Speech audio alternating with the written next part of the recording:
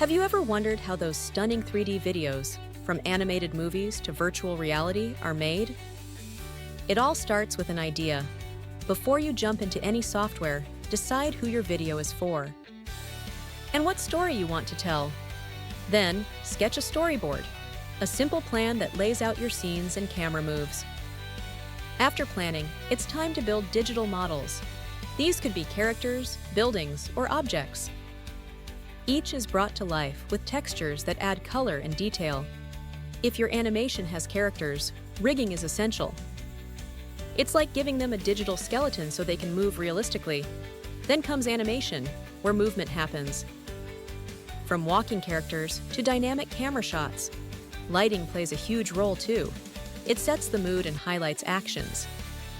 Once everything's ready, rendering turns your project into a video file, though it might take some time depending on complexity.